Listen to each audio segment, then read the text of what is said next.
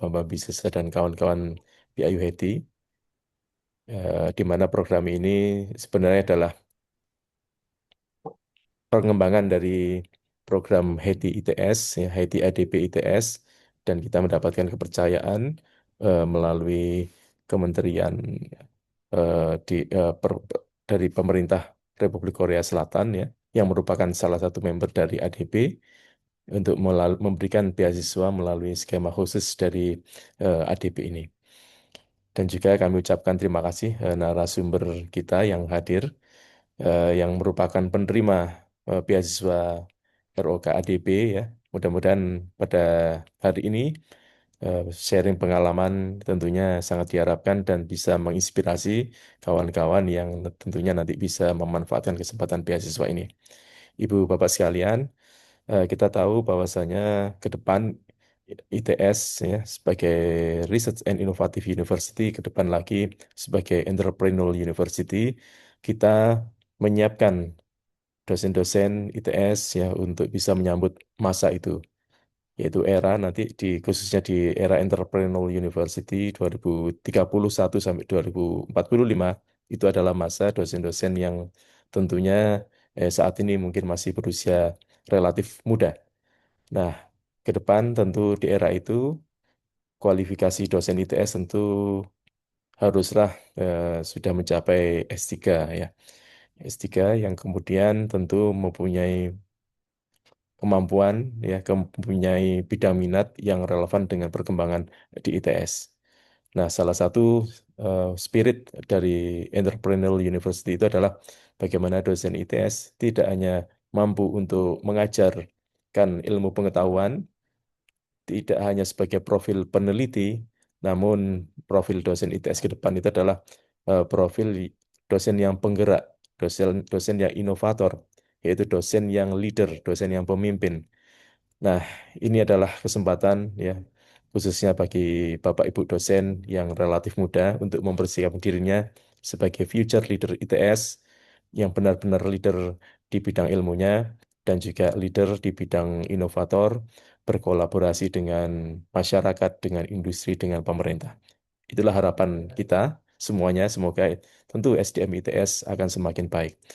Kesempatan beasiswa di luar negeri, experience di luar negeri ini sangat penting bagi kita membentuk mindset kita, bagaimana experience di luar negeri ini, tidak hanya di ITS, ini juga sangat penting bagi ITS ke depan, bagi para mahasiswa kita, ya, bagaimana nanti mereka menjadi pemimpin. Nah, kami berharap kesempatan beasiswa ini yang khusus, ya, khusus pasti insya Allah ini akan ada, mudah-mudahan, ya, apa tidak bisa menjanjikan, tapi yang ikut eh, ini hanya beberapa perguruan tinggi saja, hanya beberapa negara saja, dan hanya apa itu namanya, hanya beberapa perguruan tinggi. Ya, kuotanya juga lumayan. Yang saya ingat kemarin ada sekitar 50 in total, ya. Nah, tentu mudah-mudahan ini bisa dimanfaatkan lebih optimal oleh kita, khususnya Pak Ibu dosen, ya, untuk bisa S3 di Korea Selatan tersebut. Baiklah, mudah-mudahan acara ini dapat berjalan dengan baik dan lancar, dan tentu banyak informasi dan khususnya administrasi ini perlu kita penuhi, Bapak Ibu. Jangan sampai nanti ada gugur di sesi administrasi. Jadi ini mohon diperhatikan dengan baik, ya, persyaratan administrasi dan seterusnya. Baiklah, dengan mengucap Bismillahirrahmanirrahim, mudah-mudahan acara sosialisasi beasiswa ROK, ADP ROK ini dapat berjalan baik dan lancar. Demikian, kurang lebihnya mohon maaf. Billahi taufiq wal hidayah. Wassalamualaikum warahmatullahi wabarakatuh. Waalaikumsalam warahmatullahi wabarakatuh. Terima kasih Prof. Hatta atas sambutan hangatnya. Baik, tanpa berlama-lama, selanjutnya kita masuki sesi utama, yaitu paparan dari para awardee dan sumber kita yang pertama, yaitu Ibu Rindi. Beliau pada sesi ini akan memaparkan tahapan awal proses pendaftaran, khususnya persiapan dokumen administrasi, alur, dan tahapan seleksi, serta hal-hal krusial yang perlu diperhatikan sejak awal. Nah, kepada Bu Rindi, waktu dan tempat kami persilahkan. Baik, terima kasih Mbak Novi. Mohon izin untuk share screen terlebih dahulu. Nggih. Nggih. Apakah sudah terlihat, nggih, Mbak Novi dan Bapak Ibu? Oke, sudah terlihat, Bu. Oke, baik. Baik, Assalamualaikum warahmatullahi wabarakatuh. Selamat pagi kepada Bapak WR4 Prof. Hatta atas kehadirannya dan juga Pak Bambang selaku manajer HETI, kemudian Bapak Ibu dari tim HETI serta seluruh jajaran pimpinan ITS serta Bapak Ibu dosen yang saya hormati. Terima kasih atas kesempatan yang diberikan kepada saya untuk berbagi pada sesi pada pagi hari ini. Sebelumnya saya juga ingin mengucapkan selamat menjalankan ibadah puasa bagi Bapak Ibu yang menjalankan. Semoga senantiasa diberikan kelancaran dan juga keberkahan. Nah, pada kesempatan ini saya mohon izin untuk sedikit berbagi informasi dan juga pengalaman terkait peluang studi melalui ADB Eroka Scholarship di bawah skema Global Korea Scholarship. Nah, untuk sesi ini saya akan bersama Bu Una. Saya akan coba membahas secara khusus mengenai tahapan seleksi, kemudian persyaratan dokumen, serta hal-hal teknis yang perlu dipersiapkan dalam proses aplikasi ADB Orka Scholarship ini. Selanjutnya dari Bu Una akan membahas lebih mendalam mengenai tips-tips begitu nggih, selama proses pendaftaran maupun setelah menjadi awardee, termasuk pengalaman serta berbagai tips untuk survive selama menjalani studi di Korea Selatan. Untuk sesi ini saya mohon izin membahas beberapa hal terkait gambaran umum program, termasuk skema pendaftarannya, kemudian kuota, perbedaan kuota tahun 2025 dan juga 2006, kemudian eligibility, serta manfaat atau benefit yang diterima oleh awardee, kemudian terkait dokumen yang perlu dipersiapkan, dokumen yang wajib dilegalisasi atau apostil, serta tahapan seleksi yang perlu diperhatikan dan juga beberapa poin penting yang mungkin sering menjadi kendala dalam proses pendaftaran karena untuk seleksi beasiswa ini cukup detail dan spesifik terkait dengan dokumen-dokumennya. Nah, sebelumnya mohon izin sedikit memperkenalkan diri Bapak Ibu. Mungkin dari Bapak Ibu yang hadir pada sesi ini belum pernah berinteraksi langsung dengan saya. Nama saya Rindi Kusmawardani. Saya merupakan dosen di Departemen Teknik Sistem dan Industri, DTSI ITS. Kebetulan saya masuk menjadi dosen di ITS di tahun 2019 sebagai dosen tetap non-PNS. Saya merupakan awardee ADB ROK Scholarship tahun lalu, tahun 2025, dan akan melanjutkan studi S3 di bidang Industrial and System Engineering di KAIS, yang mana untuk degree programnya sendiri mulai di bulan Agustus 2026 ini. Saat ini kebetulan saya dan Bu Una sedang menjalani program kelas bahasa Korea, di mana program kelas bahasa Korea ini sebagai bagian dari persyaratan beasiswa selama 1 tahun. Nanti kami harus lulus di level bahasa Korea tertentu sebagai syarat masuk ke degree programnya. Begitu, Bapak Ibu. Kemudian sedikit gambaran dari program beasiswa untuk ADB ROK Scholarship ini yang kebetulan saya dapatkan dari website ADB ROK Scholarship. Nah, untuk ADB ROK Scholarship ini merupakan program kerjasama antara Asian Development Bank dan Pemerintah Republik of Korea. Nah, program ini mendukung mahasiswa dan tentunya dosen dari ADB Partner University untuk menempuh studi S2 dan S3 di Korea Selatan. Nah, karena eh, yang hadir pada sesi pagi ini adalah Bapak Ibu dosen, saya akan fokus untuk membahas di bagian doktoral programnya. Nah, untuk ITS sendiri dari kantor HETI selaku mitra ADB yang nantinya akan menerbitkan surat rekomendasi bagi Bapak Ibu dosen yang tentunya eligible dan juga berminat mendaftar pada beasiswa ini. Jadi untuk doktoral program ini sendiri, beasiswa yang di-cover total selama 4 tahun ya Bapak Ibu. Di mana 1 tahun yang 1 tahun pertama itu adalah untuk Korean Language Program dan untuk degree-nya sendiri itu di-cover selama 3 tahun untuk doktoral program. Nah, jika dari Bapak Ibu mungkin sudah memiliki kemampuan bahasa Korea atau sertifikat Test of Proficiency in Korea atau tes topik dengan level tertentu, Bapak Ibu bisa langsung masuk ke degree programnya dengan beasiswa yang di-cover untuk doktoral selama 3 tahun. Begitu. Jadi untuk tahun 2025 tahun lalu, untuk syarat tidak mengikuti language program, kami harus, kalau tidak salah, memiliki sertifikat topik atau Test of Proficiency in Korea di atas level 4 begitu. Tapi jika belum memiliki, kami harus mengikuti kelas bahasa Korea selama 1 tahun sampai lulus di level tertentu sesuai persyaratan yang disyaratkan oleh masing-masing university begitu.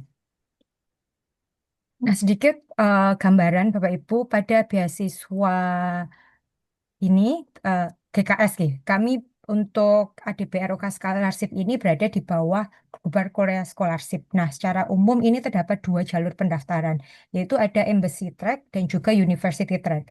Nah, untuk Embassy Track, proses pendaftarannya dilakukan melalui Kedutaan Besar Korea di negara asal. Sehingga untuk seleksi awalnya itu di tingkat kedutaan dan kita bisa memilih kurang lebih bisa memilih ya 3 kampus pilihan di Korea Selatan. Sementara untuk University Track, proses pendaftarannya dilakukan langsung ke universitas tujuan, sehingga seleksi awal dilakukan oleh pihak kampus atau universitas yang dituju. Nah, untuk program ADB ROK Scholarship ini, program ini berada dalam kategori University Track yang sudah di-highlight kuning Bapak Ibu sesuai di panduan, khususnya dalam International Organization Program.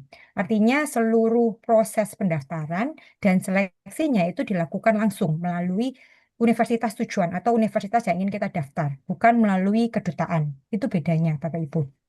Nah, untuk kategori International Organization Program ini sendiri, jika tidak salah terdapat beberapa institusi yang terlibat, tidak hanya ADB, ada World Bank dan institusi lainnya. Ini mungkin dari Bapak Ibu Heti yang lebih tahu gitu. Nah, kalau kita bandingkan di tahun 2005 dan 2006, kuota program di tahun 2025 kemarin itu sebanyak 100 awardee. Ini untuk seluruh dunia ya Bapak Ibu. Sedangkan pada tahun 2026, kuota yang dialokasikan adalah sebanyak 72 awardee. Selain itu, karena dia berada di bawah University Track, pelamar hanya diperbolehkan untuk langsung memilih satu university dan juga satu program studi saja. Sehingga tentunya pemilihannya perlu dipertimbangkan dengan lebih matang. Kalau pengalaman saya dulu, saya pertama kali sudah mulai mengincar satu profesor sejak tahun 2024 gitu. Jadi saya coba mempelajari tentang profil beliau, kemudian topik riset yang beliau kembangkan dan publikasi-publikasi beliau tentunya. Kemudian dari situ saya coba untuk mengelainkan rencana riset saya agar relevan dengan bidang yang ada di laboratorium beliau maupun departemen yang saya daftar begitu. Jadi setelah saya coba mempelajari begitu riset tentang calon supervisor, saya coba tuliskan di studi plan saya terkait rencana riset saya yang tentunya lain dengan fokus riset calon supervisor yang saya tuju. Jadi saya sudah mulai riset sejak tahun 2024 sudah saya saya sudah mulai mengincar, kemudian saya mulai menyusun strategi terkait dengan rencana riset saya untuk saya daftarkan di tahun 2025 kemarin gitu. Nah, terkait dengan eligibility, secara umum terdapat beberapa persyaratan utama ya Bapak Ibu. Yang pertama terkait dengan academic requirement. Nah, ini cukup umum ya Bapak Ibu. Di mana persyaratan ini nantinya harus dibuktikan melalui transkrip akademik resmi yang telah dilegalisasi atau diapostil sehingga nanti dapat diakui secara secara internasional dan sebagai proses seleksi tahap pertama. Yang kedua adalah terkait dengan batas usia. Jadi untuk beasiswa ini terdapat batasan usia, yaitu pelamar berusia di bawah 40 tahun pada saat pendaftaran. Begitu. Kemudian untuk persyaratan bahasa, nah untuk persyaratan bahasa ini sebenarnya secara list di panduan ini opsional, tapi untuk masing-masing kampus biasanya punya syarat wajib untuk language certificate begitu Bapak Ibu. Jadi biasanya untuk language certificate ini tiap kampus memiliki standar dan ini sendiri nih Bapak Ibu, di mana beberapa meminta IELTS dan juga beberapa mungkin persyaratannya TOEFL IBT dengan skor tertentu. Jadi Bapak Ibu juga perlu melihat website kampus untuk mengetahui persyaratan tambahan yang diminta oleh masing-masing universitas begitu. Karena untuk persyaratan sertifikat bahasa Inggris ini umumnya menjadi tahap seleksi awal atau seleksi administratif sehingga perlu dipastikan sudah memenuhi sejak awal. Begitu. Nah, jika dari Bapak Ibu sudah memiliki sertifikat bahasa tertentu, mungkin IELTS atau TOEFL IBT atau bahkan sertifikat bahasa Korea atau TOPIK, di mana semakin tinggi nilainya, itu nanti bisa menjadi nilai tambah yang tentunya cukup signifikan dalam proses seleksi. Kemudian untuk bagian application, khususnya pada University Track, proses pendaftarannya itu tidak melalui embassy Bapak Ibu, tapi langsung kita apply ke kampus yang kita tuju. Gitu. Jadi di sini Bapak Ibu perlu melihat jika ada persyaratan tambahan yang diperlukan melalui website kampus tujuan dan hanya diperbolehkan memilih satu kampus dan juga satu program studi. Begitu. Jadi Bapak Ibu perlu benar-benar melihat dan juga mempelajari departemen, kemudian lab-labnya dan juga faculty membernya dahulu sebelum mendaftar. Begitu Bapak Ibu. Nah, sedikit gambaran terkait benefit dari scholarship ini yang kita dapatkan selama studi di Korea Selatan. Nanti dari Bu Una akan mungkin lebih membahas detail untuk kehidupannya. Di sini saya cuma memberikan gambaran secara garis besar terkait dengan benefit yang kita dapatkan untuk allowance-nya gitu, Bapak Ibu. Jadi, seperti yang saya sebutkan di awal, untuk program doktoral, beasiswa yang di cover itu selama total 4 tahun, di mana 1 tahun kelas bahasa Korea dan 3 tahun degree program. Ketika kita menjalani kelas bahasa Korea, allowance yang didapat sebulannya itu sekitar 1,2 juta won per bulannya. Atau kalau dirupiahkan itu sekitar 13,9 juta rupiah per bulan. Itu ketika kita menjalani kelas bahasa. Nah, ketika sudah degree program, sudah masuk degree program, allowance yang didapat itu naik menjadi 1,38 juta won per bulan atau kalau dirupiahkan sekitar 16 juta per bulannya begitu. Dan di bawah ini saya coba breakdown untuk living cost. Namun ini hanya gambaran dari saya nggih Bapak Ibu berdasarkan pengalaman di area tempat saya tinggal begitu. Untuk daerah lain tentunya bisa berbeda-beda dan juga sangat bergantung pada prioritas serta gaya hidup masing-masing. Dan sejauh ini alhamdulillah masih bisa dicukup-cukupkan gitu. Kemudian untuk dokumen maupun selection proses cukup banyak nih Bapak Ibu tahapan yang perlu dilalui mulai dari persiapan dokumen, kemudian seleksi administrasi hingga seleksi lanjutan seperti wawancara dan juga nanti ada proses evaluasi dari NIID. Nah, seluruh prosesnya ini nantinya di awal itu tergantung dari masing-masing universitas yang dituju, termasuk deadline-nya, kemudian tahapan interviewnya seperti apa, teknisnya dan lain sebagainya itu nanti biasanya berbeda-beda antar kampusnya, menyesuaikan dengan masing-masing kampus. Nah, untuk dokumen yang dibutuhkan juga cukup banyak dan juga harus lengkap, seperti form aplikasi, kemudian personal statement, study plan, dan juga surat rekomendasi yang tentunya harus diterbitkan oleh mitra ADB gitu nih Bapak Ibu untuk yang beasiswa ADB ROK Scholarship ini sehingga memang perlu dipersiapkan dengan baik sejak awal.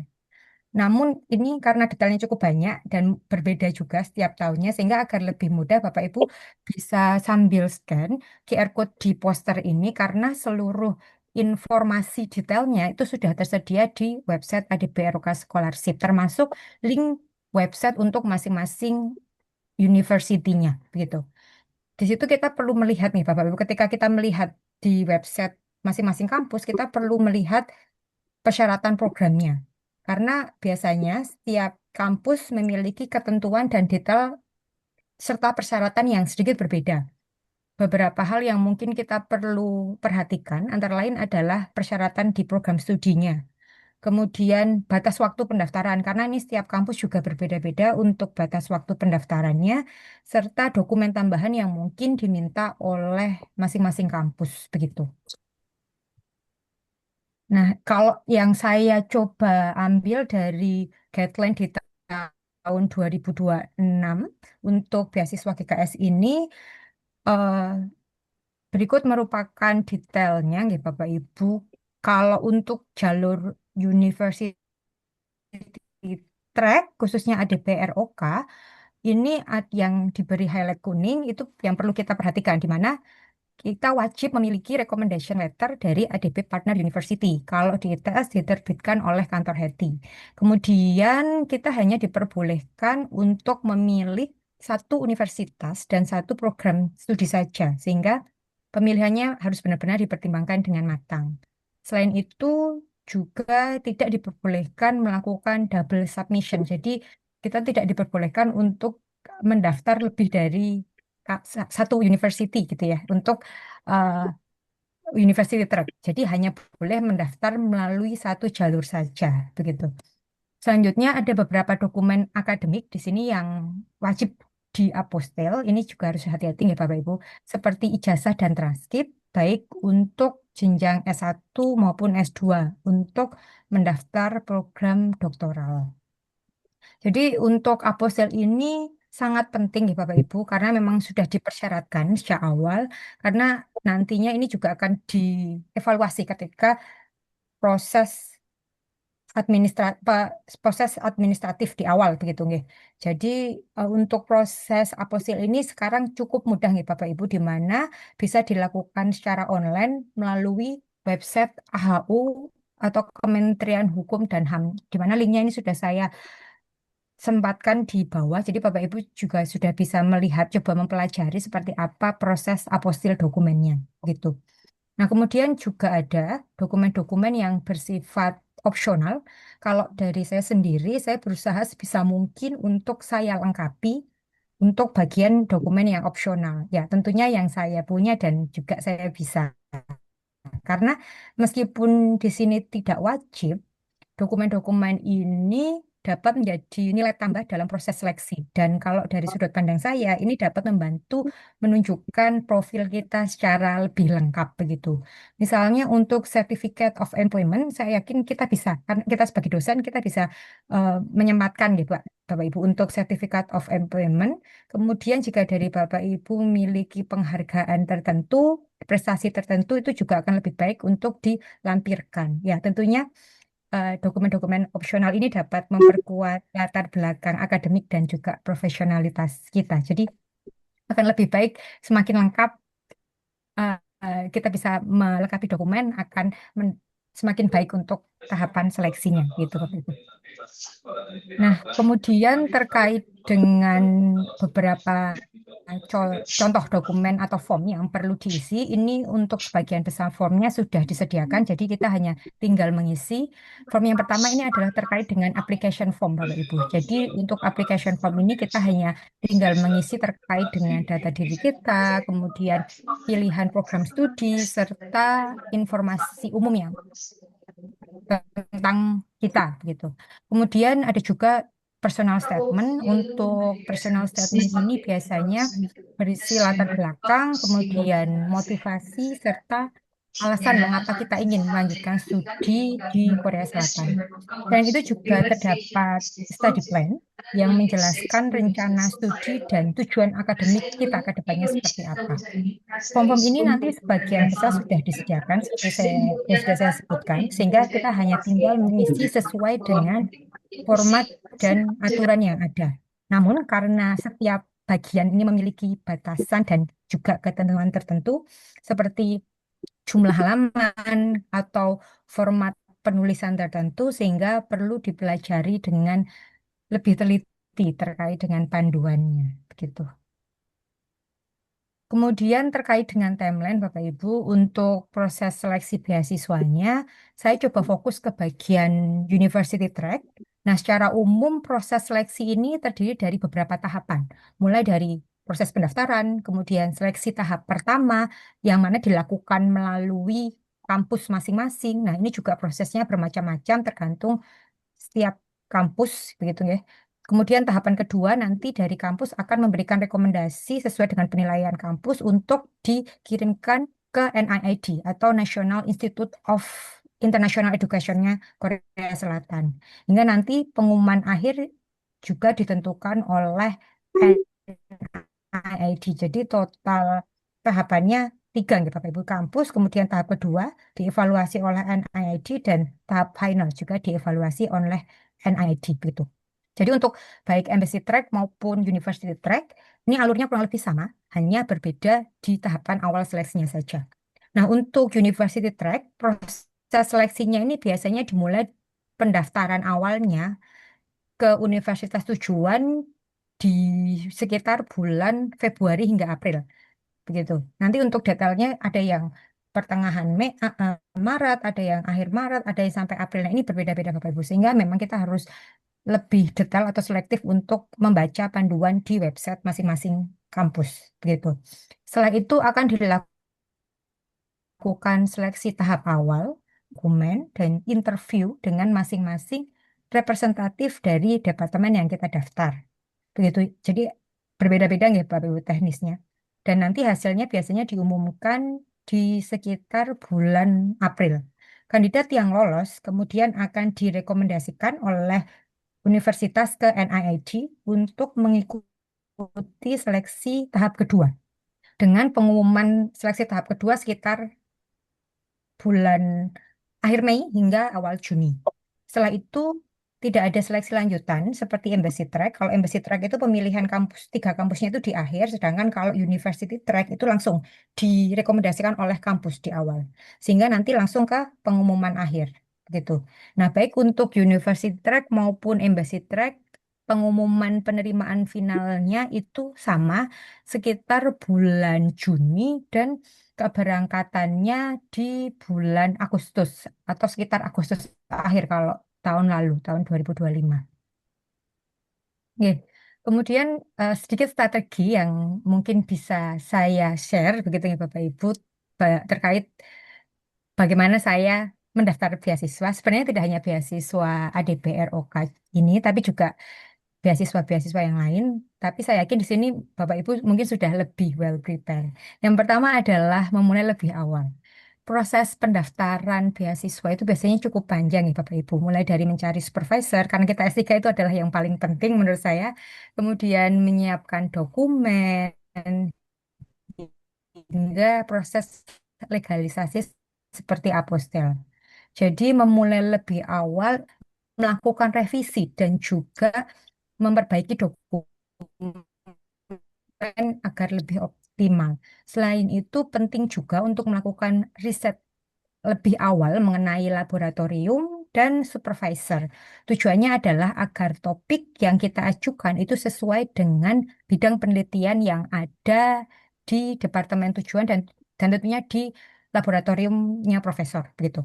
Kemudian yang kedua adalah research alignment. Artinya di sini perlu ada konsistensi antara background akademik, kemudian research interest, studi plan, hingga tujuan ke depannya. Terutama untuk pelamar S3, ini sangat penting untuk memastikan bahwa topik penelitian kita ini sejalan dengan departemen maupun calon supervisor kita, sehingga peluang diterimanya juga akan lebih besar. Dan yang terakhir adalah kelengkapan dokumen. Nah, meskipun ada beberapa dokumen yang sifatnya opsional, melengkapinya ini dapat meningkatkan daya saing. Jadi semakin lengkap akan semakin baik, seperti sertifikat bahasa, kemudian sertifikat atau penghargaan yang kita miliki maupun hal yang opsional yang kita bisa lampirkan begitu. Mungkin itu saja nih Bapak Ibu yang dapat saya sampaikan. Selanjutnya nanti Bu Ona akan menjelaskan lebih detail terkait tips dan trik serta pengalaman selama menjalani proses seleksi sampai menjadi awardee. Sekali lagi terima kasih atas kesempatan yang diberikan. Kurang lebihnya saya mohon maaf. Selamat pagi, saya kembalikan ke moderator. Assalamualaikum warahmatullahi wabarakatuh. Wabarakatuh. Terima kasih Bu Rindi atas paparannya yang sangat jelas dan juga praktis terkait langkah-langkah awal, persiapan administratif, yang seringkali ini menjadi tantangan utama bagi para pendaftar. Nah, berikutnya kita akan melanjutkan paparan dari awardee kedua, yaitu Ibu Ona Aniko Kanada, dosen dari Desain Interior ITS. Beliau yang saat ini sedang menempuh studi di INJ University. Nah, tadi seperti yang sudah disampaikan Bu Rindi, Bu Ona ini akan melengkapi dari sisi pengalaman yang lebih teknis dan praktisnya, hal-hal yang strategi yang sering luput dari perhatian, pentingnya following the rules dalam seluruh proses, serta gambaran pengalaman setelah resmi menjadi award itu seperti apa. Nah, kepada Bu Ona, waktu dan tempat kalian persilakan. Baik, terima kasih kepada Bu Novi. Assalamualaikum warahmatullahi wabarakatuh.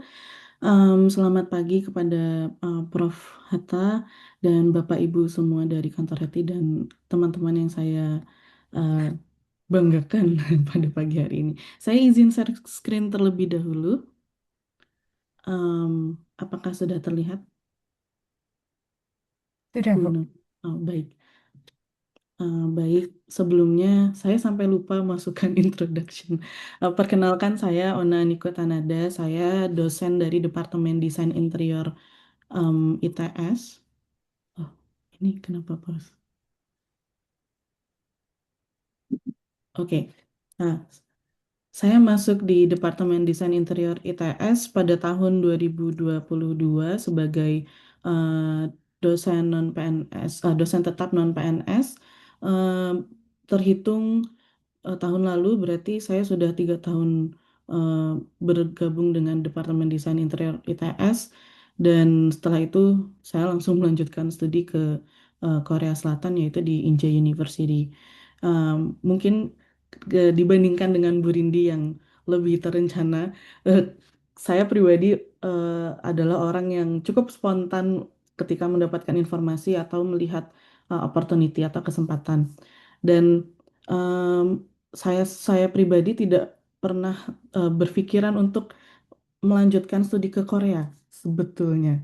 Karena selama ini yang saya lihat adalah Jepang, mungkin Australia, eh, yang secara bahasa mungkin masih saya bisa pelajari dibandingkan dengan bahasa Korea. Jadi mungkin saat ini saya ingin menyampaikan beberapa tips dan trik mungkin bagaimana sih caranya adaptasi dan melihat kesempatan ini sebagai peluang untuk studi lanjut.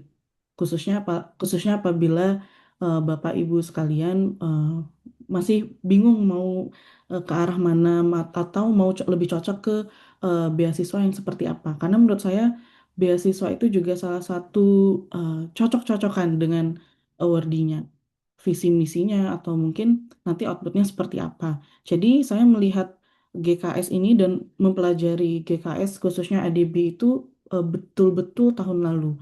Jadi yang saya lihat dari Global Korean Scholarship ini mereka punya sistem yang cukup sederhana dan mudah untuk diikuti seperti yang tadi sudah disampaikan oleh Bu Rindi, apalagi untuk studi S3. Nah, kenapa tadi juga disebutkan bahwa kita sebagai faculty member di ITS itu punya kesempatan yang bagus karena tahun lalu dibandingkan dengan tahun ini itu ada 10 partner university ADB di Indonesia. Sedangkan kemarin saya kebetulan berkesempatan menjadi mentor pada sosialisasi ADB secara global dan yang saya lihat mungkin perlu dicek kembali tahun ini itu hanya 4. Jadi ada UI, ITB, UGM, dan ITS. Jadi menurut saya kesempatannya akan lebih berpeluang besar apabila Bapak Ibu mendaftar pada tahun ini. Nah, dari 50 awardee itu ada 12 orang Indonesia, yang 2 diantaranya adalah saya dan Bu Rindi. Jadi menurut saya kesempatan untuk em, daftar di ADB, di program ADB Scholarship ini cukup tinggi. Karena seperti yang tadi disampaikan Bu Rindi, ADB itu ada di University Track. Nah, mereka itu setahu saya di University Track itu ada beberapa program seperti RGKS, ada eh, yang lainnya, termasuk yang International Organization. Nah, itu mereka seleksinya tidak dicampur. Jadi, ketika kita mendaftar, seperti di formulir tadi, kita akan memilih checklist mana yang program yang kita ambil. Nah, apabila Bapak Ibu sudah mencoba untuk sebentar. Ah, baik. Sudah mencoba untuk melihat guidelines yang ada di sini, di studi in Korea. Ini terlihat ya Bapak Ibu? Bu Novi, apakah Terlihat, terlihat? Oh terlihat. ya, baik. Lihat. Nah, Jadi di Study in Korea ini kita tinggal klik saja dan semuanya itu sudah ada dokumen-dokumen yang kita perlukan untuk mendaftar. Nah, pentingnya adalah dari Nahyun Kim dari ADB itu kita perlu mengeksplorasi mana departemen atau kampus tujuan yang kita tuju karena kita cuma bisa memilih satu. Tahun lalu itu ada 2 folder berisikan full list university yang bisa kita pilih. Setelah tahun ini ada 3, jadi Bapak Ibu bisa cek satu persatu dan mungkin silahkan mencari entah itu profesor atau departemen atau mungkin detail seperti yang saya lakukan tahun lalu. Kenapa seperti itu? Karena tahun lalu saya harus cerita ini agar tidak terjadi kesalahan yang sama. Em, Seingat saya, tahun lalu ada program bridging ke Korea Selatan, dan beberapa teman-teman saya berkesempatan untuk mengikuti program tersebut, salah satunya mengunjungi kampus-kampus di Korea Selatan seperti KAIS eh, dan lain sebagainya. Nah, salah satu rekan kerja saya mengatakan bahwa oh lab di university ini bagus. Jadi saya memilih departemen itu tanpa tahu bahwa departemen yang saya pilih ini tidak termasuk dalam skema ADB GKS scholarship. Kemungkinan besar kenapa tidak termasuk di skema tersebut, mungkin pendanaan di sana sudah cukup banyak, ada BK21 dan lain sebagainya.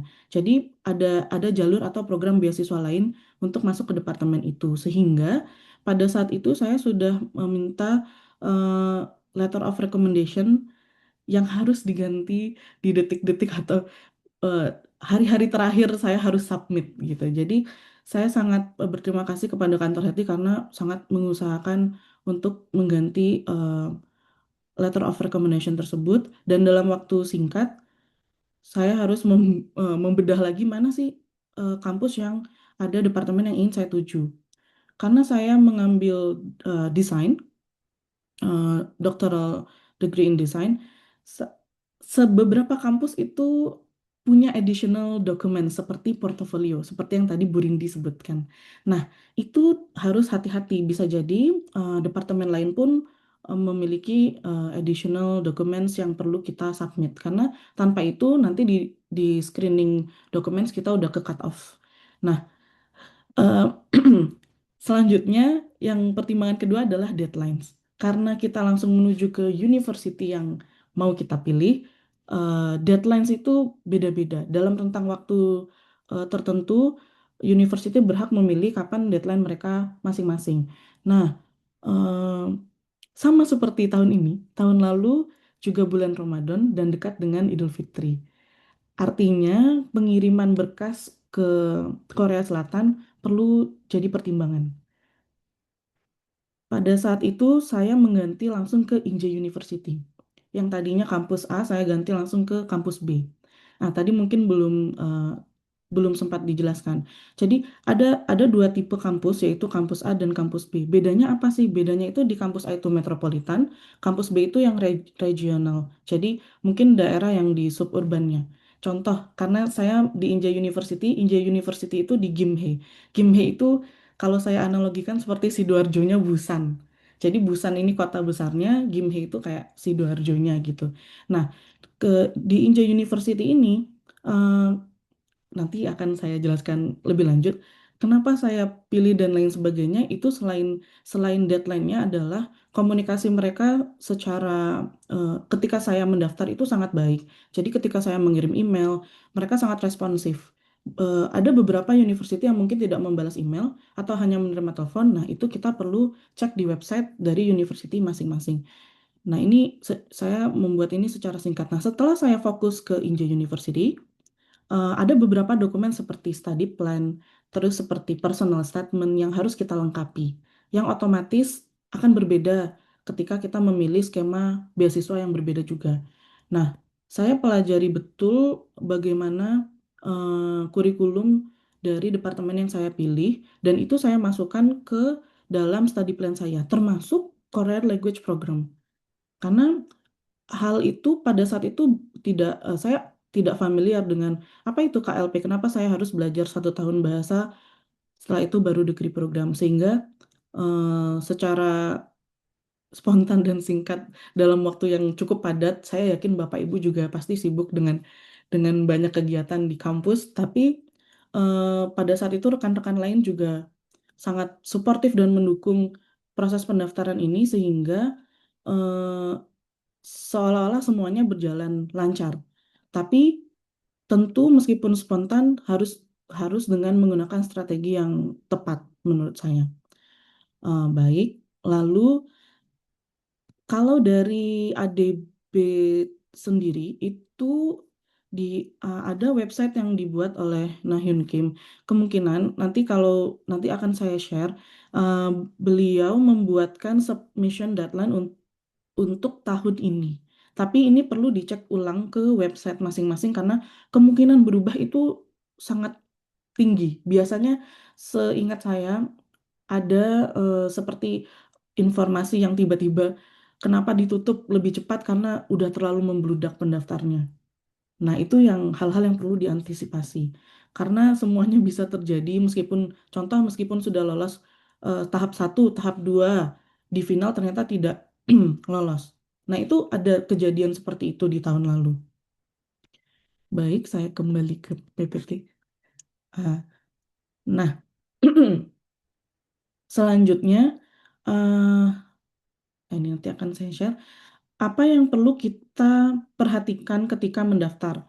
Yang pertama, start your preparation early karena untuk saya pribadi pada saat itu cukup singkat dan padat. Sebetulnya cukup, tapi karena membludaknya pendaftar, tadinya yang seolah-olah mudah karena ada website AHU untuk mengurus apostel sendiri.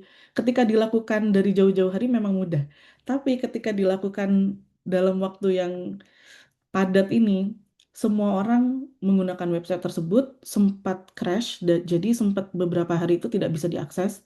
Otomatis ketika kita mau apostel, beberapa dokumen terlambat. Nah, itu yang mungkin mungkin jadinya ada beberapa jasa untuk ya mendapatkan apostelnya lebih cepat. Dan itu pasti biayanya lebih mahal. Padahal kalau kita start lebih dulu, biaya yang dikeluarkan tidak terlalu mahal. Karena kalau tidak salah hanya 150 per dokumen ya Bu Rindi. Nah, jadi mungkin bisa dicek lagi dokumen-dokumen yang belum diapostal itu apa saja. Apalagi kalau untuk doctoral degree ada banyak dokumen termasuk S1, S2, eh, seperti kakak, terus dan lain-lain yang membuktikan bahwa nationality kita adalah Indonesia contohnya. Lalu ya itu tadi yang seperti yang saya bilang, make sure your department is included in the program karena kalau tidak ya sudah salah sasaran gitu. Jadi saran saya eh, langsung buka yang website officialnya dan di situ listnya sudah sangat detail, saking detailnya capek kalau harus eh, dalam waktu singkat buka satu-satu. Lalu check the language of instruction for courses karena ada yang full Korean, ada yang 100% English, ada yang mungkin 50-50 padahal in real life-nya full Korean. Jadi mungkin itu bisa jadi pertimbangan Bapak Ibu apakah nanti perkuliahannya bisa survive atau tidak. Kalau saya pribadi sepertinya 50-50 jadi mau tidak mau harus belajar Korea, bahasa Korea. Lalu ensure the lab has adequate funding. Kenapa seperti itu? Karena ada anggapan bahwa oh kampusnya tipe B. Padahal sebetulnya chance untuk diterima akan lebih tinggi ketika yang dipilih itu tipe B. Bu Pemerintah Ona, Korea sudah... mohon maaf Bu Ona, ini slide-nya Hmm. masih belum gerak. Oh iya, ini masih di sini Pak. Oke, oke. Memang masih di sini. Oh iya, iya. Jadi eh, kenapa perlu dicek? Karena yang tadi saya sampaikan, ketika dicek di masing-masing kampus yang saya contohkan, itu eh, kampus B, kampus B dan kampus A itu kan cuma di beda area atau metropolitan sama regional. Tapi ketika memilih kampus B, chance untuk diterimanya akan lebih tinggi karena kuotanya lebih banyak dibandingkan dengan kampus yang metropolitan. Kecuali kita sudah betul-betul mengontak profesor, contohnya. Lalu eh, kena lalu consider the university reputation juga. Karena reputasi university itu penting contohnya dalam mengelola mahasiswa asing. Lalu selanjutnya ya itu sesuai lifestyle. Karena saya kemarin sudah pernah S2 terus di kota yang cukup padat penduduk sepertinya pengen solo living, oh mungkin bisa pilih yang lebih ke regional life ya based on lifestyle. Dan prepare all supporting document seperti yang disampaikan Bu Rindi sebelumnya. Contoh, apa yang saya sampaikan di studi plan kalau bisa di-provide dengan evidence yang ada di optional documents. Contohnya seperti portofolio yang sudah kita kerjakan, atau mungkin sertifikat-sertifikat apa yang sudah kita lakukan menjadi pembicara atau mengisi courses dan lain sebagainya. Dan kemudian ada eh, kita bisa membangun atau bertanya dengan alumni apabila ada, ataupun awardee dari kampus lain atau yang sudah ada di kampus yang kita tuju. Nah, biasanya nyarinya di mana? Di YouTube, TikTok itu sangat banyak orang-orang yang share tentang em, GKS. Lalu ya ini penting, contact your professor. Nah, kalau saya pribadi kemarin alha- alhamdulillahnya saya belum kontak profesor. Tapi ketika saya tanya international office, profesor yang saya inginkan match dengan yang saya tuju karena saya memang mengincar lab dari profesor tersebut.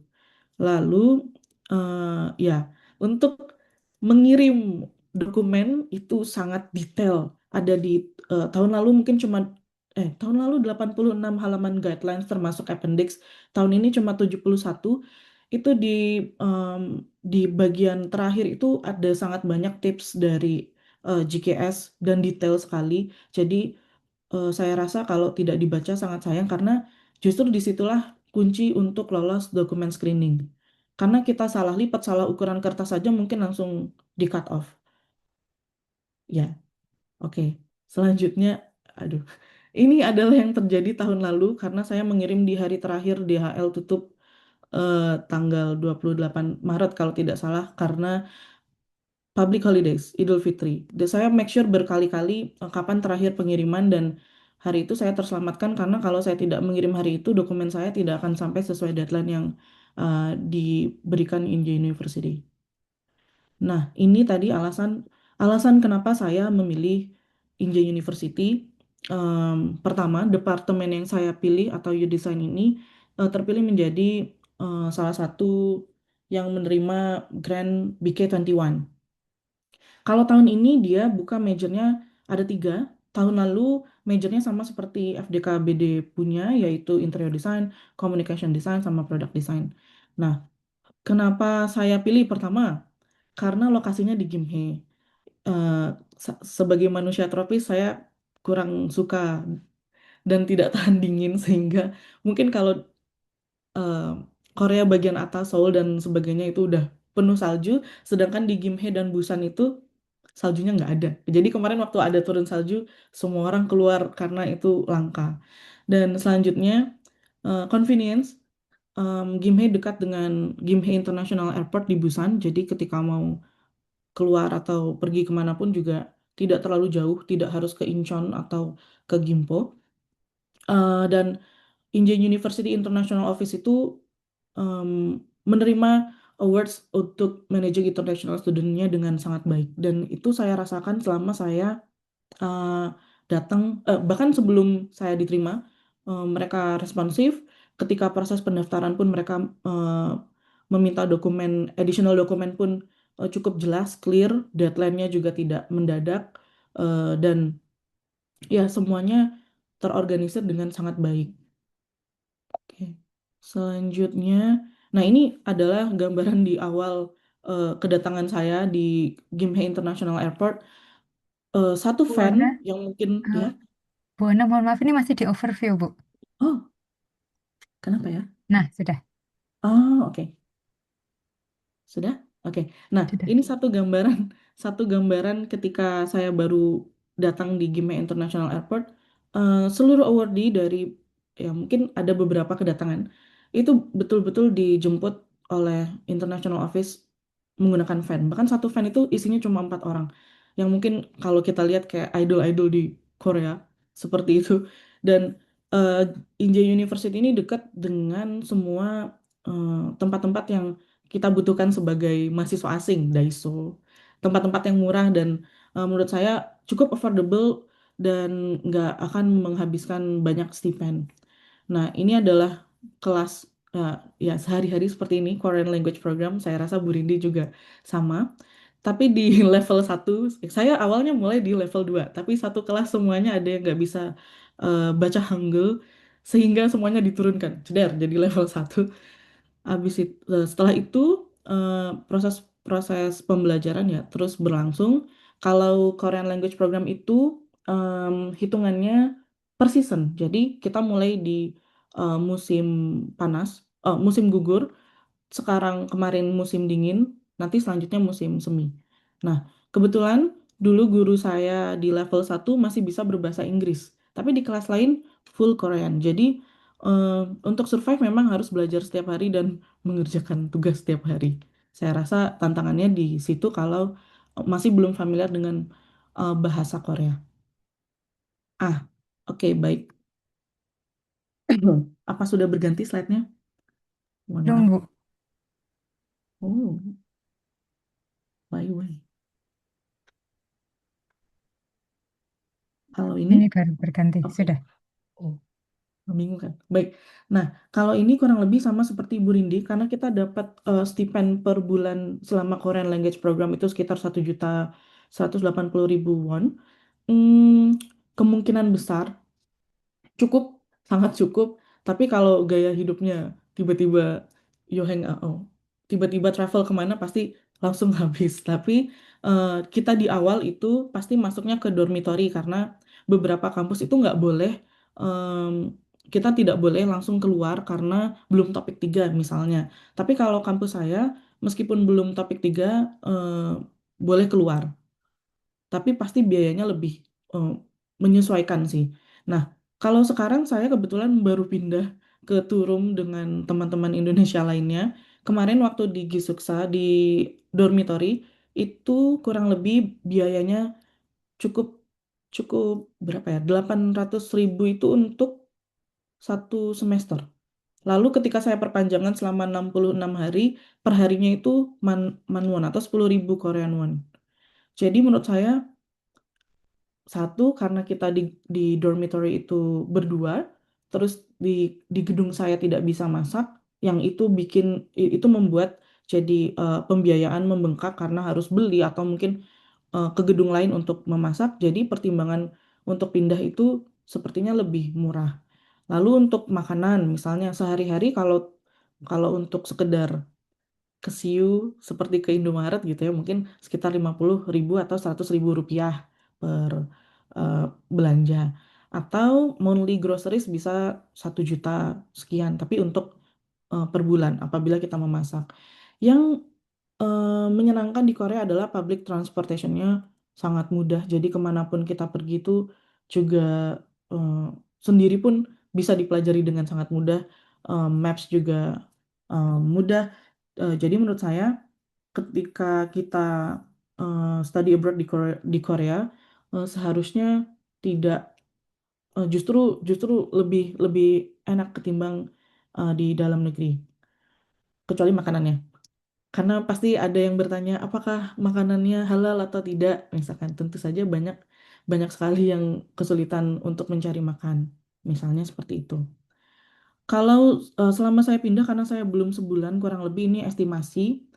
Misalkan di musim dingin, biaya yang lebih tinggi itu gas. Tapi kalau di musim panas mungkin nanti biaya electricity-nya. Tapi electricity di sini cukup murah, jadi menurut saya stipendnya pasti cukup untuk kehidupan sehari-hari. Dan nanti juga ketika degree program, stipendnya akan naik. Oke, em, kurang lebih mungkin saya akan lebih share. Ini adalah pengalaman saya dan Bu Rindi ketika diundang EDB ke Seoul. Waktu itu ke KDA School kalau tidak salah untuk semacam welcoming seluruh award di GKS pada tahun itu, award di EDP Scholarship pada tahun itu. Dan kami bertemu dengan in, award di Indonesia lainnya dari berbagai university tentunya.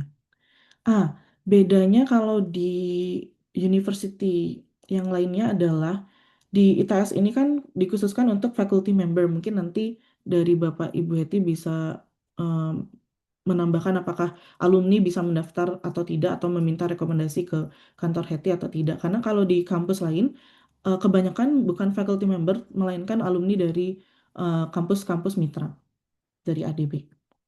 Nah, ini adalah kegiatan sehari-hari seperti contohnya ketika ujian. Jadi kalau di Korean Language Program itu ada speaking test, ada writing, ada reading, ada listening, dan lain sebagainya. Kalau speaking test itu akan dibedakan dengan tes tulis. Jadi tes tulis nanti akan sehari, speaking testnya sehari. Dalam satu semester ada 2 kali UTS dan EAS seperti kita.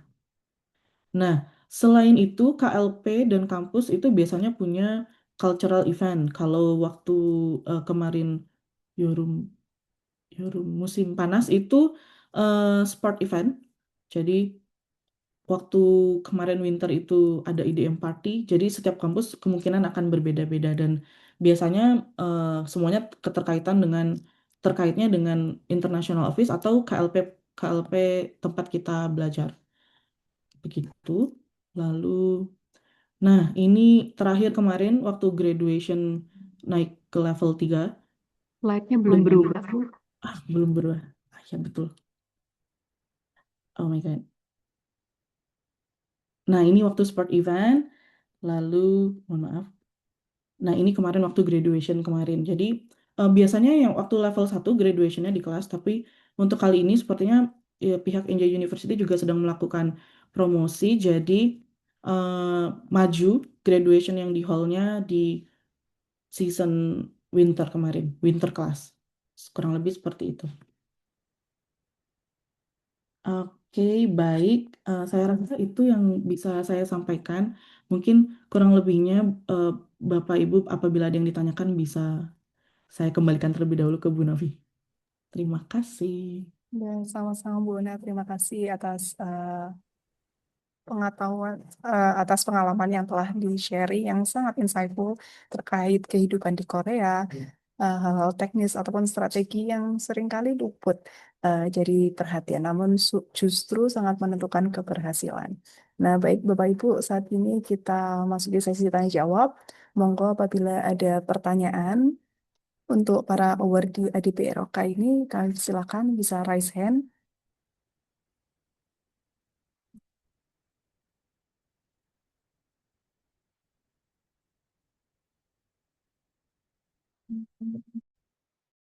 Mungkin saya bikin bertanya ke Bu Rindi dan Bu Ona.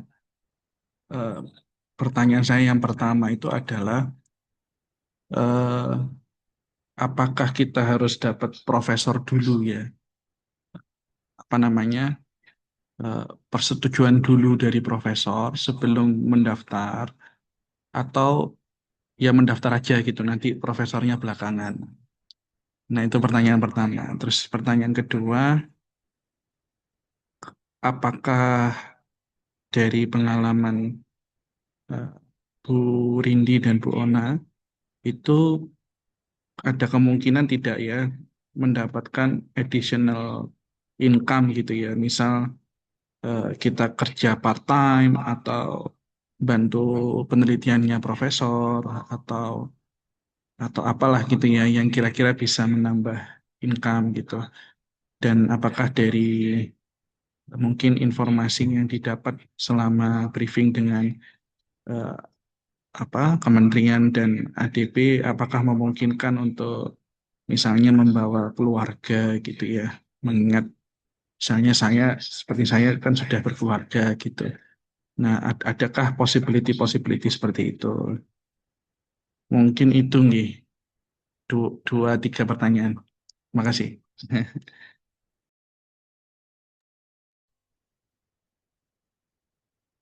Baik, mungkin boleh saya jawab Bu Rindi, baik. Yang pertama tadi, apakah harus punya profesor terlebih dahulu atau boleh nanti setelah diterima baru mencari? Menurut saya akan ngebooster chance untuk diterima apabila punya profesor terlebih dahulu, Pak. Tapi tidak menutup kemungkinan mungkin kita sudah mencari tahu profesornya tapi belum menghubungi, tapi bisa jadi diterima. Itu juga salah satu hal yang artinya profesor tersebut kemungkinan memilih kita. Karena tadi seleksinya kan di tahap university. Yang saya dengar dari awardee sebelumnya karena beliau ini bekerja di lab, jadi tahu kurang lebih apa yang terjadi di lab. Biasanya secara internal mereka akan mendiskusikan, oh ya saya butuh butuh student atau butuh doktoral eh, orang doktoral di sini atau saya butuh master di sini. Nah, kemungkinan besar profesornya yang memilih. Jadi, kalau profesor memilih kita, kemungkinan besar kita akan dipilih atau diterima. Tapi yang memutuskan kita menerima beasiswa ini adalah NIIED. Jadi, belum tentu ketika kita sudah dipilih oleh profesor, kita akan menerima beasiswanya. Nah, itu hal yang fluktuatif karena kemungkinan besar juga pertimbangan kuota, contohnya, atau kebutuhan. Jadi skala kebutuhan setiap university beda-beda. Atau ya contohnya di Inja University kemarin awardee sebelumnya itu membuat list, ya Bu Rindi, ada banyak dari university itu, paling banyak dari mana sih? Nah, beberapa itu kuotanya cuma 3 5. Nah, dari kampus saya itu kuotanya sangat banyak. Mungkin kalau untuk Indonesia yang diterima itu ada 6. Dari Pakistan, India itu banyak sekali. Jadi tergantung universitinya juga apakah dia membutuhkan mahasiswa asing atau tidak. Biasanya mereka membutuhkan untuk ya seperti KPI atau juga ngebooster international environment di kampus. Kurang lebih begitu. Lalu tadi yang kedua tentang keluarga nggih. Iya, Keluarga dan kesempatan misalnya untuk part-time mendapatkan. gitu. Hmm. Setahu saya, kita bisa part-time, tapi setelah 6 bulan. Jadi itu pun kita harus izin ke imigrasi, dan kalau sebelum itu kita melakukan part-time secara ilegal, bisa jadi kena peringatan. Jadi kalau kena peringatan beberapa kali, kemungkinan akan dicabut beasiswanya, itu ada di aturannya CKS. Tapi kalau kita izin pun itu ada jam-jamnya, jadi ada maksimal. Kita tidak bisa full seperti mungkin yang visanya berbeda, kurang lebih gitu. Kalau untuk membawa keluarga, kemarin juga ada yang bertanya seperti itu. Sayangnya GKS ini tidak memprovide untuk membiayai keluarga. Jadi kemungkinan besar dari stipend itu kita olah bagaimana caranya untuk membawa keluarga ke sini. Kurang lebih begitu, Pak. Mungkin Bu Rindi bisa menambahkan. Mungkin sedikit menambahkan terkait dengan pertanyaan pertama tadi untuk Profesor nggih Pak Ubaid. Jadi kemarin ada pengalaman dari awardee juga, tapi dari Embassy Track di mana satu awardee satunya itu sudah kontak dan punya profesor dan yang satunya belum. Nah, yang masuk ini adalah kebetulan sama-sama S2 gitu. Jadi dan yang masuk ini adalah yang sudah memiliki profesor. Jadi memang menghubungi profesor atau sudah punya profesor itu chance keterimanya lebih tinggi atau at least walaupun belum gitu Pak Ibu. Kita bisa membuat strategi dengan ini spesifik ke study plan di mana study plan kita itu sudah menceritakan rencana riset kita yang sangat inline dengan laboratorium tertentu atau profesor tertentu karena biasanya pengalaman dari awardee yang lain itu profesor ikut dalam proses interview. Jadi biasanya diinterview oleh 3 sampai 5 profesor dan mungkin salah satunya adalah profesor yang kita ingin daftar begitu. Itu untuk yang pertama, kemudian untuk eh, additional income itu sama seperti yang Bu Una jelaskan. Jadi kita bisa setelah 6 bulan begitu. Dan itu pun juga ada batasan jenis pekerjaannya, di mana kita tidak bisa bekerja di industri manufaktur, kita tidak bisa bekerja kalau tidak salah sebagai delivery gitu dan lain sebagainya itu juga sudah ada. Tapi kita bisa melakukan eh, kerja tambahan setelah 6 bulan begitu. Kemudian yang ketiga untuk membawa keluarga itu juga dimungkinkan setelah visa D2 nggih Bu Ona atau D4 bisa pun. D2 nggih Bu. Sepertinya D2. D2. Jadi untuk kelas bahasa ini D4 Bapak Ibu. Kemudian nanti Iya. ketika sudah masuk degree kita nanti berubah menjadi D2. Nah, untuk D2 ini kita bisa membuat visa dependen atau keluarga bisa diajak begitu. Jadi kurang lebihnya setelah 1 tahun di Korea gitu. Iya, sedikit menambahkan juga untuk yang part-time tadi, karena beberapa awardee sebelumnya itu, contoh mereka ALBA tapi di International Office, jadi memang membantu kegiatan di kampus atau mungkin riset. Jadi kayak dari eh, profesornya punya riset tertentu, nanti ngebantu itu akan mungkin ada tambahan. Tapi itu berbeda dengan GKS, jadi memang pure dengan profesornya, kurang lebih begitu, Pak. Nggih, matur nuwun Bu Rindi, Bu Ona ya, masukan. Mungkin dari yang lain, monggo.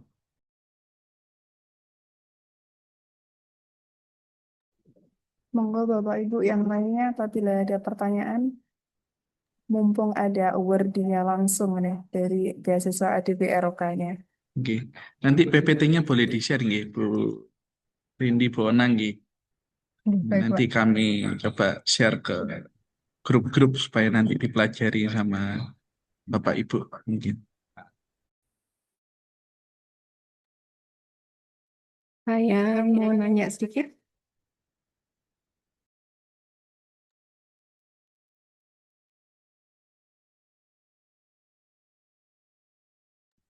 Ya punten, kedengeran ya suara saya karena mic saya rada rusak. Terdengar, Pak. Terdengar. Kedengeran, oke. Nggih. Terdengar. Ini ada titipan pertanyaan nggih untuk Bu Rindi dan Bu Ona. Ini tadi Bu Rindi menyampaikan bahwa ada kelas bahasa nggih di awal-awal. Nah, itu nanti kalau misalnya di beberapa negara yang tidak menggunakan bahasa Inggris, yang tidak full menggunakan bahasa Inggris seperti misalnya di Taiwan, Cina, Hong Kong, kan kadang-kadang itu ada mata kuliah yang menggunakan bahasa mereka sendiri, di mana student S3 itu mengikuti mata kuliah di semester di S2 atau S1. Apakah di Korea pun begitu nggih? Jadi harus beberapa mata kuliah mengikuti dengan bahasa Korea di S2 dan S1 gitu juga nggih? Iya, betul Bu. Iya, betul, Bu. Jadi memang beberapa kampus ini sudah mendetailkan gitu. Kira-kira mahasiswa baik S2 atau S3 maupun S1 yang masuk ke program studi tertentu itu harus minimal memiliki sertifikat bahasa. Misalnya level 3 atau level 4 karena beberapa subjek itu deliver in Korea ngeten, Bu. Jadi memang itu menjadi salah satu syarat sehingga kita at least punya basic bahasa Korea untuk mengikuti kelasnya gitu. Iya, betul. Oke, sampai level D4 tadi berarti sudah dianggap cukup nggih? D berapa tadi ya Korea itu? Kalau Kalau kami, kalau saya di level 3. Kalau Bu Una di level berapa, Bu? Iya, minimal di level Oh, 3. Level 3. oke. Nggih, nggih, nggih, nggih. Karena beberapa teman yang di luar menggunakan bahasa Cina itu agak tidak bisa mengikuti karena kan hanya 1 tahun ya belajar bahasa, Iya, Iya, kemudian betul. geruntal-geratul, tapi ya itu harus work hard juga di situ nggih. betul, Bu. Baik, makasih Ibu-ibu. Iya, sama-sama, Ibu. Sami-sami Bu. Monggo Bapak Ibu yang lainnya mungkin ada pertanyaan. Mungkin saat ini juga dalam proses mendaftar, menimbang. Monggo bisa bertanya. Mungkin juga pertanyaannya mewakili peserta yang lainnya.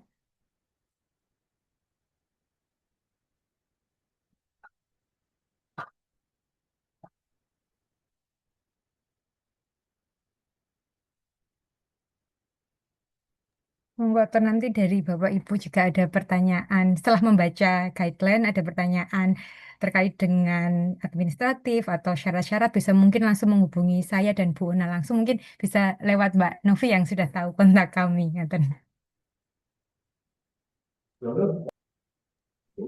Baik, terima kasih Bu Rini. Berarti ini diperbolehkan ya untuk share kontaknya. Iya, boleh, monggo. Ya, Mbak Novi. matur nuwun Bu Rini. Apakah sudah tidak ada pertanyaan, Bapak Ibu? Kalau memang tidak ada pertanyaan, kami izin menyampaikan satu informasi penting yang akan disampaikan oleh Bu Tantri selaku perwakilan dari HETI terkait pengajuan surat rekomendasi yang menjadi dokumen persyaratan dalam proses pendaftaran beasiswa ADPRO. Monggo pada Bu Tantri.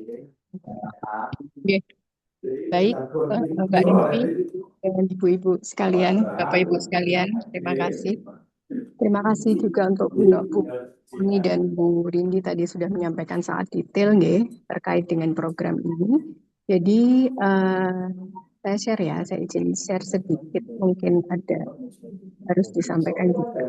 Jadi dalam rangka ini ya, dalam rangka seleksi beasiswa ini kami sudah mengirimkan surat juga kepada pimpinan DPS yang juga di delivery mungkin ke jurusan Bapak Ibu mungkin sudah terkopi juga bahwa di sini tuh ada link link untuk pendaftaran. Jadi link WA di kita itu di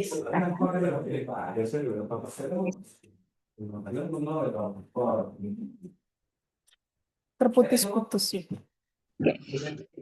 Jadi yang untuk apa namanya ITS itu akan mengirimkan surat rekomendasi, di mana surat rekomendasi nanti juga akan dikirimkan ke ADP yang bertanda sebagai perwakilan dari ITS, di mana linknya sudah ada. Jadi monggo Bapak Ibu, kita masih ada batas waktu sampai Senin tanggal 24 Februari nggih. Jadi tadi setelah mendapatkan beberapa informasi dari Bu Rindi, kemudian dari Bu Ona, kemudian Bapak Ibu mungkin juga mencari informasi lainnya terkait dengan kuliah di Korea. Kemudian kalau memang berminat, ini silahkan bisa langsung klik di ini. Mungkin sudah terkirim ini semestinya dari hari Jumat lalu. Sudah terkirim, jadi silahkan diisi linknya. Jadi nanti dari link ini ITS akan membuatkan surat rekomendasi kepada atas nama Bapak Ibu untuk mengikuti program ini, Bapak Ibu. Jadi silakan bisa ditanyakan ke masing-masing kadep karena kami sudah mengirimkan ke pimpinan ITS dan juga ke pimpinan departemen. Itu nggih Bapak Ibu, untuk informasi lanjutan monggo tadi Bu Oni dan Bu Rindi sudah mengizinkan untuk memberikan kontak ya melalui kami nanti ke Mbak Novi atau ke siapa di Heti itu bisa menyampaikan nomornya Bu Oni dan Bu Rindi. Nggih. Sampun, Mbak Novi. Baik, terima kasih Bu Tamri atas informasi yang diberikan terkait pengajuan recommendation letter. Jadi recommendation letter ini nanti akan ditandatangani oleh Bapak Wakil Rektor 4. Nah, ini kebetulan ada pertanyaan di kolom chat dari Bu Alfielda. Permisi Bapak Ibu, izin bertanya, mohon maaf melalui chat karena sedang berada di luar. Apakah alumni yang ingin lanjut master program juga dapat kesempatan untuk meminta surat rekomendasi ADP ini atau hanya terbuka untuk dosen saja? Mungkin dari perwakilan Heti bisa menjawab. Iya, jadi kemarin memang ada arahan ya dari Pak WR4 itu adalah kita prioritaskan dulu untuk dosen yang ingin melanjutkan studi S3. Nah, untuk beberapa staf ya atau trading yang ingin melanjutkan S2 atau alumni itu masih kami diskusikan lebih lanjut ya dengan Pak WR4 karena memang prioritas dari pimpinan itu adalah untuk para dosen ya yang akan melanjutkan studi doktoral seperti itu. Jadi mohon dimantau saja nanti barangkali ada update dari kami akan sampaikan per suratnya kepada para pimpinan dan kepala departemen atau dekan seperti itu. Jadi untuk saat ini kita masih memprioritaskan untuk dosen ya yang ingin melanjutkan studi doktoral. Nah, untuk yang S2 baik itu untuk tendik maupun alumni, kami masih belum ada gambaran seperti itu. Dan mungkin kalau ada ada kesempatan akan kami segera infokan seperti itu. Mungkin ini ya jawaban dari Heti seperti itu. Nih. Nggih. Sambil saya meralat nggih tadi deadline-nya itu di surat awal memang tertulis hari Senin nggih, Bapak Ibu, tapi ternyata ini diundur sampai tanggal 27 bulan apa ini? Februari. Sampai hari Jumat 27 Februari. Jadi masih ada banyak waktu ya, masih ada kesempatan Bapak Ibu untuk ini ya mereview ulang, melihat dan juga mungkin nanti kalau ada informasi apabila ada kemungkinan bahwa program ini tidak hanya diperuntukkan untuk dosen tapi staf tendik dan alumni itu juga bisa, itu nanti kami akan mengumumkan di jeda 1 minggu ini. Oke. Ini ya Mbak Novi tadi sudah di-share oleh Mbak Novi. Jadi deadline for application-nya ya Jumat 27 Februari 2026. Jadi monggo Bapak Ibu jika berkenan, jika ingin direkomendasikan untuk mengikuti program ini bisa langsung mengisi link yang sudah di-share di departemen Bapak Ibu atau yang sudah disampaikan ke Mbak Novi. Mungkin bisa di-share juga di chat Mbak Novi.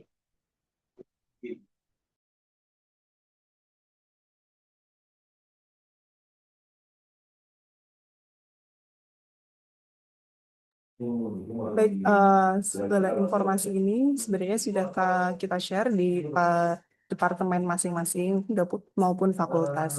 Jadi mungkin rekaman video ini nanti juga kami unggah di YouTube-nya Happy supaya Bapak Ibu bisa mengakses kembali yang mungkin ada kesibukan yang belum bisa hadir secara langsung, Bapak nanti bisa mengakses.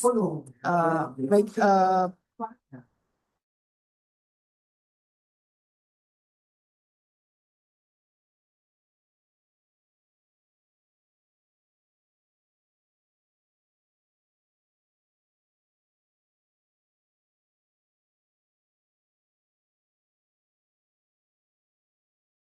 Bu Rindi dan Bu Ona bisa lancar studinya, bisa mendapatkan hasil yang memuaskan. Amin, amin. Dan selanjutnya bisa kembali ke Indonesia, khususnya kembali ke ITS.